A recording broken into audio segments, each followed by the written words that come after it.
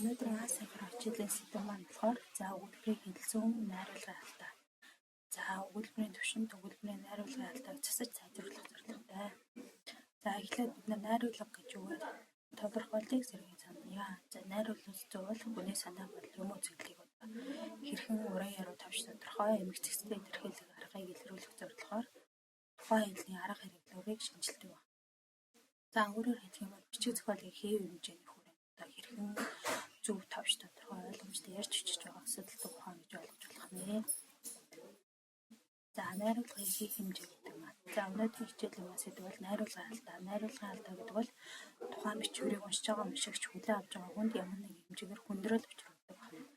Эргэлзээ гайхал төрөл унших хөвцийг нь алдагдуулж, уншигчийн анхаарлыг сарниулж, огт өөрийн өмнө хандуулж буй нэг эсвэл хэд хэдэн үгийг хэлдэг байна. Өөрөөр хэлбэл бичиг хэлний хэв хэмжээ найруулга зүй шаардлагыг зөрчснөөс найруулгын алдаа үүсдэг гэж. Найруулгын шаардлага дотор нь ерөнхий шаардлага, тусгай шаардлага. Ерөнхий шаардлага бол маш ойлгомжтой байх ёстой тухайн бичвэр, үг сонголт сайтай, тавьж хураангүй, гоо зүгийг төвчрч зүй холбогдолтой байх ёстой юм байна.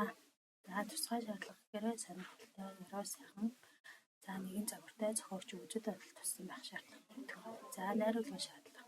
Найруулгын алдааг болохоор найруулгын бус гэж хоёр ангилдаг.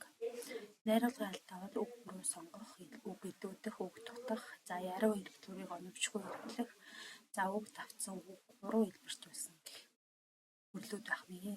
Найруулгын бус бол баримтын, учир зүйн, хэл зүйн, гоо зүйн алдааг хэлэх юм. Тус бүртэн жишээн дээр харуулж байгаа. Үг буруу сонгосон гэдэг дээр. Алдаатай жишээ нь харагдаж байна. Хойд нь бол зассан хэлбэр харагдаж байна.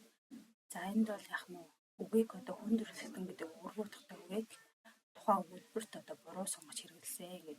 Тэгээд зассан хэлбэр маань хойдолтой харагдаж байна. Зарим дэлгүүрээр хямдрал гэж хүний хүндэгэ гэж бичвэл илүү тохиромжтой байсан байна. Үг илүүдсэн гэдэг дээр болохоор нэг жилийн хугацаанд Япон улсад хэлний мэдлэгээр ажиллах сайжруулах хүмүүсийг бүртгэж байна гэсэн өгүүлбэрт хугацаанд улсад дээшлүүлэх гэсэн үг нь бол онцгийн шаардлагагүй илүүдсэн байна гэж үзэж байна. Зассан хэлбэрийг бас уншаад тэмдэглэж аваад дараагийн алдаа бол үг дутсан гэж байна. Энэ дээр болохоор уяагаар гэдэг үгийг тодруулсан байна. Энд бол үг дутсан алдаа гарсан. Энэ болохоор яг тодорхой тоцтгож өгөөгүй хүмүүс яг юуны үе, морины үе гэдгийг тодорхойлж өгөх хэрэгтэй байсан байх нэ. Ингэснээр бол үг дутсан алдаа өгүүлбэрт гарсан. Яруу хэрэглүүрийг буруу эргүүлсэн гэдэг дээр бас жишээ байна. Энэ дээр бол ахнаар сувдан хэлэх юм гэхэд яруу хэрэглүүрийг энэ өгүүлбэрт тохиромжгүй байна гэж үзэж байна. Үг давцсан алдаа дээр болохоор тухайн өгүүлбэрт маань 2 удаа үсэх хөдөл гэдэг үг давцсан байгаа.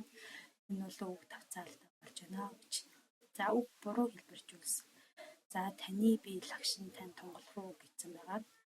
Энэ нь бол таны гэдэг үгийг буруу хэлбэржүүлсэн байна. Би лагшин тань тунгалах уу гэж хэлэх нь зөв мөө гэдэг. Баримтын алдаа, учир зүйн алдаа.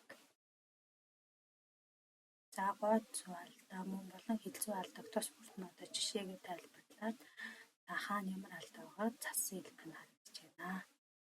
Ингээд видео бичлэг үзээд хичээлийн дараах соёлоо багш руу хийгээд илгээх юм.